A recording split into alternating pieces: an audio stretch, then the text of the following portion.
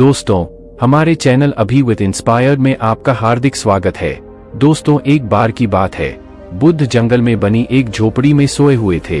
तभी आधी रात के समय एक शिष्य बुद्ध के पास आया और बोला, बुद्ध, मैं आपसे कुछ पूछना चाहता हूँ, क्या आप मुझे बताने की कृपा करेंगे? बुद्ध उठे और बोले, हाँ वत्स, बेशक पूछो, तुम क्या पूछना चाहते हो?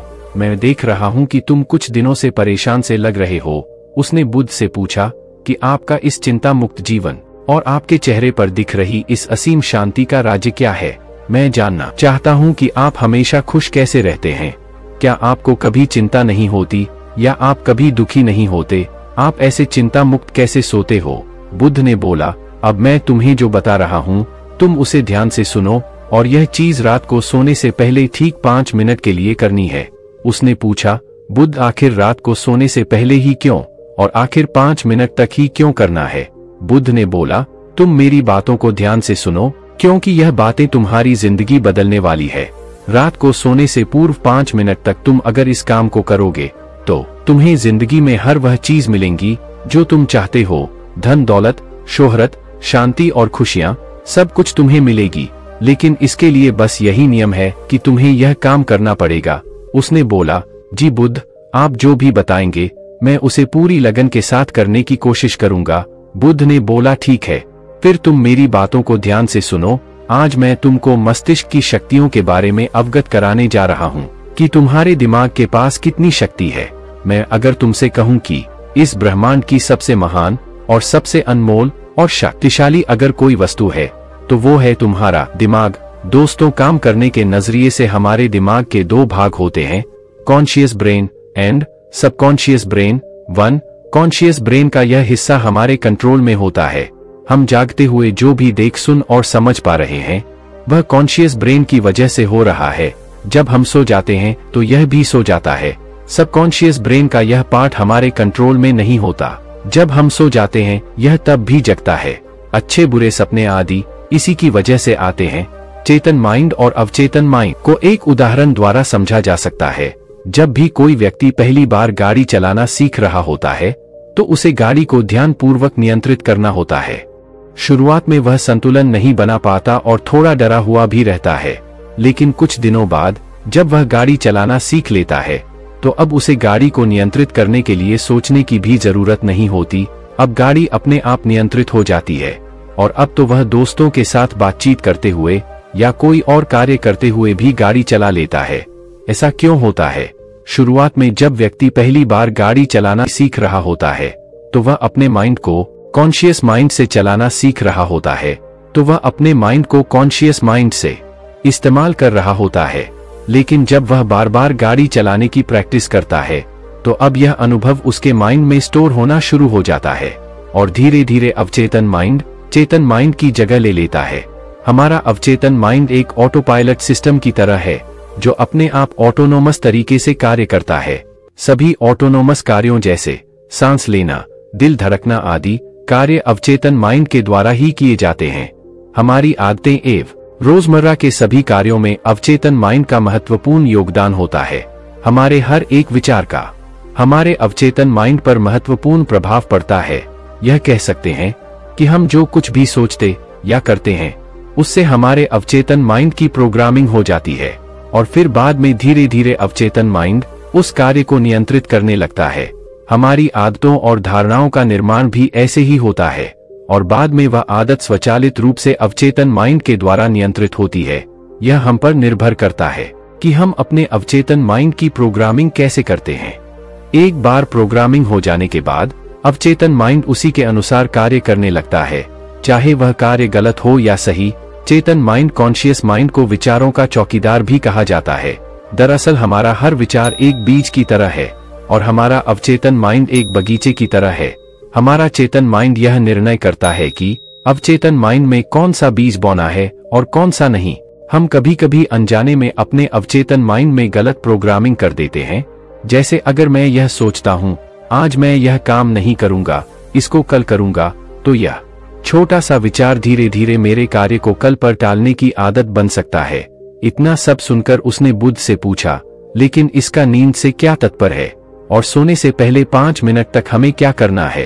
और चिंता मुक्त जीवन का रहस्य क्या है? आप वह हमें बताएं। बुद्ध ने बोला, हर चीज को सीखने की जल्दी अक्सर इंसान को गलत जानकारी देती है। वह गलत जानकारी किसी काम की नहीं होती, इसीलिए सब्र और धैर्य के साथ बातों को सुनने की आदत डालो। बुद्ध ने बोला, क्या तुमको पता है कि चेतन मस्तिष्क हमारे ब्रेन पावर का सिर्फ 10% इस्तेमाल करता है।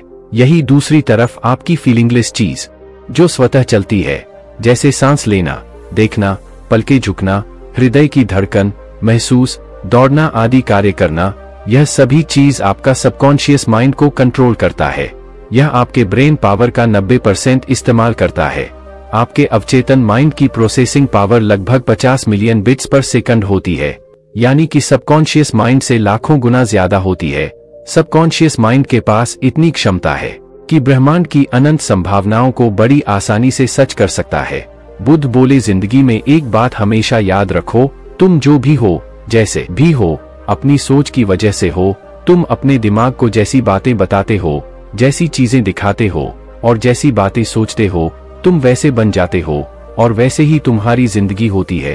और इन्हीं वजहों से सुख दुख और तुम्हारे मन को सुकून शांति सब कुछ मिलता है और सब कुछ खो भी जाता है। इसीलिए खुद को सही दिशा देना जरूरी है। क्या तुमने कभी ऐसा अनुभव किया है कि जब तुम सोते हो तब तुम ऐसे घटना के बारे में सपना देखते हो जिससे आप सोने से कुछ मिनट पहले सोचा हो या बोला हो या देखा हो या सुना होगा? अगर आपके साथ ऐसा कुछ अनुभव हुआ है। उसने बोला, जी बुद्ध, मेरे साथ ऐसा हुआ है। बुद्ध ने बोला, सोने से पहले जब हम आधा सोए आधा जागे हुए अवस्था में होते हैं, तब हम तैयार होते हैं अपने सबकॉन्शियस माइंड में उन विचारों को डालने के लिए जिसे हम अपने जीवन में प्रदर्शित करना चाहते हैं। तब तुम जो भी सोचोगे, जो भी विचार मन में लाओगे और जिन विचारों के साथ तुम रात को सोने की कोशिश करोगे, वह सारी चीजों को तुम्हारा दिमाग, तुम्हारे सपनों को तुम्हारा मन साकार करने की कोशिश करेगा। इसीलिए सोने से पहले अच्छी चीजों के बारे में सोचो, ताकि अच्छी चीजों के बारे में जिसके लिए हम सपना देख रहे हैं, जिसे हम पूरा करना चाहते हैं, उससे रिलेटेड पॉजिटिव विचार आप इसी समय में अपने सबकॉन्शियस मन में डायरेक्ट डाल सकते हैं। इसके लिए 2 तरीके हैं। सबसे पहला तरीका है, तुम सोने से पहले सिर्फ इन चीजों के बारे में सोचो जो तुम्हें सुकून दे, जो शांति दे, जिससे तुम्हारा मन हल्का हो जाए। और आंख बंद करके तुम यह सोचो, आज का पूरा दिन बिताकर मैं हमेशा की तरह यह आज के आखिरी 5 मिनट खुद को दे रहा हूँ। मैं सबसे पहले उनको माफ करता हूँ जिन्होंने आज मुझ पर गुस्सा किया। मैं उन सबको माफ करता हूँ जो बदल गए। मैं उन सब उम्मीदों को खुद से अलग करता हूँ जो किसी और इंसान पर टिकी है। मैं पास्ट की पुरानी सभी बुरी आदतों को छोड़ता हूँ। मैं उस इंसान के बारे में नहीं सोचूंगा जिसने मेरे साथ बुरा किया था। मैं उस इंसान को माफ करता हूँ जिसने मुझे छोड़ दिया था। इस दुनिया में हर कोई इंसान ही है और इंसानों से गलतियां हो जाती हैं, इसलिए मुझसे भी गलतियां हो जाती हैं। गलती होना एकदम नेचुरल है। मेरे पास आज जो कुछ भी है वह काफी है। मैं हर दिन खुद के और पास आता जा रहा, किसी की बुराई करना, किसी के बिहेवियर को जज करना या किसी की लाइफ को जज करना या खुद को या दूसरों को दोष देना, दुखी करना या रोते रहना, यह आदतें मुझसे बहुत दूर है। हाँ, मैं ऐसा ही हूँ। मैं जानता हूँ कि किसी बुरी से बुरी चीज से भी मुझे क्या सीखना है। मैं आजकल अपनी मंजिल को पाने के लिए पूरे जीवन से मेहनत करता हूँ। मुझे अपने आप में गर्व है। मैं वह सब करके दिखाता हूँ जो मैं करना चाहता हूँ। मैं अच्छा हूँ, मैं सुंदर हूँ और मैं सबसे ज्यादा खुद पर विश्वास करता हूँ। मैं आज की गलती के लिए खुद को भी माफ करता हूँ। मैं अपने सभी बुरे कामों के लिए भी खुद को माफ करता हूँ। मेरे घर वालों का मेरे साथ रिलेशन मजबूत है। मैं अपने गुस्से को इसी वक्त खुद से अलग करता हूँ। मैं हर तरह के डर को इसी वक्त खुद से अलग करता हूँ। मैं मानता हूँ कि आज के दिन से मुझे एक नई सीख मिली है। मैं समझता हूँ कि आज का दिन चला गया है, लेकिन मैं ठीक हूँ। मेरा शरीर स्वस्थ है।